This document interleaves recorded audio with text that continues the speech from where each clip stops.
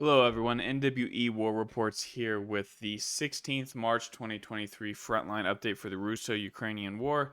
Some big updates today. Primarily, we're going to be talking about the situation in Bakhmut, where there's been another big breakthrough. A large section of southern Bakhmut has fallen into Russian control in the last 24 hours. Additionally, there has been some activity around Avdiivka, and then we're going to talk some about the attempted Ukrainian attack in Zaporozhye and kind of clear up what exactly is going on there. So, starting out, zooming in on Bakhmut, I still have marked here the territories that fell into Russian control that we discussed yesterday.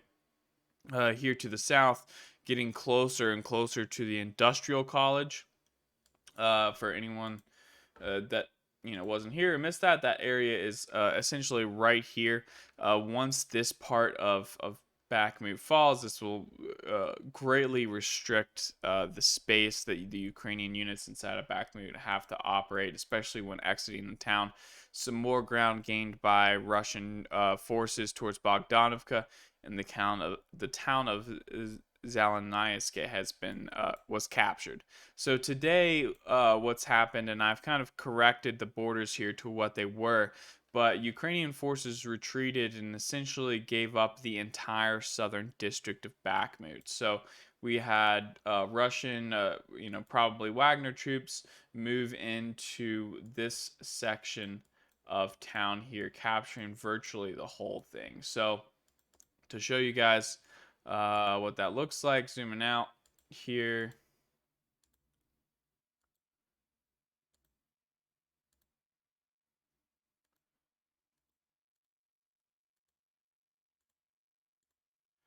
Very, very large swath of territory. We're going to start marking these in yellow as, day of, and then yesterday, for the day before, I'm going to have them yellow border and then red. And then, 3 days out, I guess I'll start, moving the lines and everything. But just so you guys could see the progress that has been made around Bakhmut the last couple days, you have most recently the entire southern district falling into Russian hands.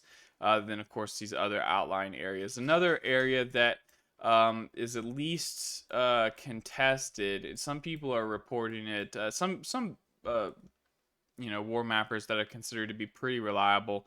Um, uh, Military Summary Channel is one of them, but Syriac Maps is another. In terms of this area here of Kromove, Syriac Maps is reporting that this forested area has now fallen into Russian hands, and then the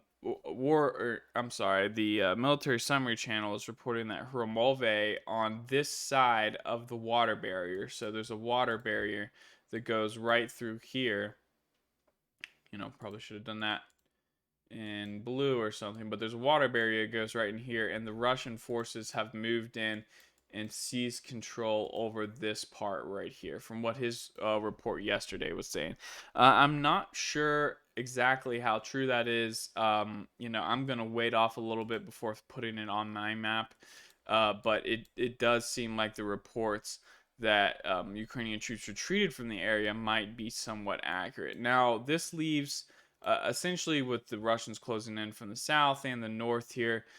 They're closing in on the neck, the most, I guess you could say, narrow point of this pocket here. There's some people that were, speculating that the Russians might close in on Chasiv Yar or close in around Ivanivske, but it appears like they're trying to do so in town. There's one main obstacle here, and that is this high-rise development that you see right down here in the down, to the west of downtown. This will give the Ukrainians some defensive advantages, but unfortunately for the Ukrainian troops here, one of the main reasons why the Russians have been gaining so much ground over the last couple weeks, from essentially from the last week of February to now, is the supply situation. The Russians just have moved into the areas in such a way that Ukraine can't get supplies in and out of Bakhmut. So, whether it's starved for ammunition or there's no way to evacuate the wounded, which, we're getting reports of pretty high death rates among Ukrainian troops in Bakhmut. Um, a big problem is wheeled vehicles right now. Like Ukraine is, for the most part, using a lot of wheeled vehicles for the transportation of ammunition and troops and wounded, and going through these muddy fields on wheeled vehicles just isn't really an option. Not like the Russians have it any better with trucks, but they have a higher concentration of tracked vehicles that definitely fare better in the mud than the wheeled ones do. Which they're certainly still having issues, but the point is the Russians, have a great many uh, different routes to get ammunition to their fronts on both the northern and southern flank. They don't always have to drive on the same road every time. Whereas the Russians know exactly where they're going to be. They're going to be somewhere in between these two roads and these fields. So, getting your vehicle stuck is essentially a death sentence. Because it allows the Russian side to target it with artillery. This starvation of supplies is the big problem in Bakhmut, and I would say it's probably accurate to assume that the battle has already been lost by the Ukrainians. I'm not, unless some kind of major counterattack happens, which I'm extremely skeptical of due to these weather conditions, the muddy season and everything. Um, I'm skeptical Ukraine can change the situation on the flanks. So the situation in Bakhmut is done and sealed. One day you guys are gonna wake up very soon, and Bakhmut is probably going to be in Russian hands. All right. So, moving to the south real quick to talk about Krasnogorovka. I actually have a bit of confirmation here from, once again, someone I consider to be a very reliable source, Syriac Maps. He's, not only confirmed that Krasnogorovka has fallen into Russian hands, but they've actually managed to continue expanding their position around here. So, real quick, we're going to bring up his Telegram channel and look specifically at what he's talking about here in this area. You can see he's suggesting that the Russians have advanced further to the west of Krasnogorovka. They're trying to approach a railroad right here. This would actually cut off Avdiivka from the north, and they have been making gains towards this small town here of Kamyanka as well, which essentially I already have this everything he had mapped out there, not through any kind of knowledge of my own. It was just kind of like recklessly putting lines down. But I do think that is good confirmation of this Russian position here. From what I can see, it seems like the Russians are going to want to move in, not only in this direction, trying to reach the rail line, but try to reach the rail line to the north as well. Maybe essentially capture a bit of ground, something like this, and that would make the situation in Avdiivka to the south, very difficult, as you could see. Imagining the Russians, capture the rail line here. This definitely more or less completes the semicircle. Similar to what's going on in Bakhmut, the Russians really, if they're having trouble advancing up from the south, it's whatever. Just keep advancing in this direction. Keep moving towards some of these towns right here. Put Avdiivka deeper and deeper into the pocket. Eventually, you could have a starved out situation similar to what you're seeing in Bakhmut, where it just starts collapsing on its own because of lack of supplies. So moving down to the Zaporozhye front, there was a Ukrainian attack. Some people are calling it the beginning of the Ukrainian offensive. You can hardly call it that in my opinion, but it happened. Actually, I mean, technically, there's reports of some attacks around Arekiv that I'm not really sure of. I haven't really seen the evidence behind them, but the main one was in the area Pologi, around, kind of attacking south from Guliapol. And this is the one that we saw a video of. And, real quick, I guess, let me see if I can find that off screen, because people are talking about it like it was, a huge disaster. on Ukraine's part, which, it definitely seems to have been. I mean, you could easily classify it as a failed attack. Um, but I'm not. There's not enough troops involved in it to like sit back and call it this big disaster or whatever they're saying.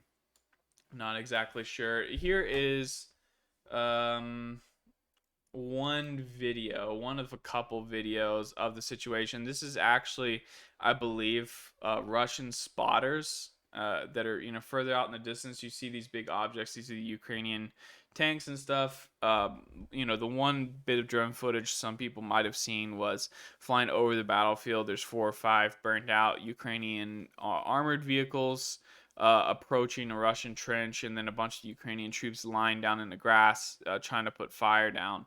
Um, you know, I mean, certainly, I guess you could consider it a disaster, but from what some people were saying, it seems like the attacks that the Russians made towards Orekhiv a while back was some kind of attempt to mop up the gray zone and essentially get like advanced positions in the gray zone. This was the opinion of the military summary channel. I'm not saying I agree with this or think this is what happened, but this is one of the better explanations that I've heard. But he suggested that the gray zone, there's too much space in between Ukrainian and Russian units, that Russians wanted to close the gaps in order, so it would give the Ukrainians less space to operate, less space to launch an offensive. They wanted to get right up on them that way, uh, for tactical reasons, right? And these attacks are some sort of mirror of those Russian attacks that you had a couple weeks ago, where the Ukrainians are trying to potentially re-seize some of those positions that they lost. Maybe it's like an advanced like scouting, recon and force type thing. But like his point was both attacks were the Ukrainian attack on the Russian side and the Russian attack on the Ukrainian side formerly were both in preparation for a potential future Ukrainian offensive. The Russians were trying to get ahead of it, capture a little bit of ground before the Ukrainians started their offensive, similar to what happened in the Kherson region. And then, the Ukrainians, a little bit of pre-strike at the Russians, trying to better their positions before the main force comes down. So we'll see. This is definitely an area to look out for. It's a vulnerable area for the Russians in terms of like what they might lose should they lose this area here. And it's a very important area for the Ukrainians. For that same reasons, like the key to winning the war for the Ukrainians would be to cut this area here, because then should they actually successfully do it, they could target the bridge and retake Crimea, which would be a real death blow to Russia. I'm very skeptical of Ukraine's capability to do that. It's not Kherson. It's very different from Kherson. Essentially, in the Kherson region, the Ukrainians were within range of all of the river crossings. So you have these very narrow areas where Russian supply can get over, and they just managed to starve the Russians of supply over here. This is different. This is all open country. There's not only the vast network of main roads, but there's also back roads virtually everywhere. At the moment, supplies can come in either through Crimea or through the Donbass and Russia. And I mean, this area right here, this bit of land is I mean, it's bigger than the country of Austria. Like it's a huge amount of land. Like the Ukrainians don't have the same opportunities to disrupt supplies throughout the entire region. There's always going to be somewhere where the Russians can redirect supplies and get them through. If the Ukraine, like you could take out a bridge in Melitopol, things can just go around, take it 30 more minutes or whatever. But it's not going to be like loading things up on barges and then having the barge crossings targeted and stuff like that. It's not going to be nearly as difficult to manage. So that on top of the Russian, so the Russians are going to be much better supplied, and they're already pretty heavily entrenched all throughout this area. There's a map floating around somewhere. I'll try and find it and share it on Twitter. If you guys follow me on Twitter, you can see it on there. But there's a map, an interactive map that shows, is based on satellite footage that shows all the various places that Russia has, installed fortification and trenches throughout and around Ukraine, and it's mostly in this area here. It's going to be very tough for Ukraine to break through if they even can at all. All right, guys, that's it for me today. Don't forget to like and subscribe, and I will see you next time.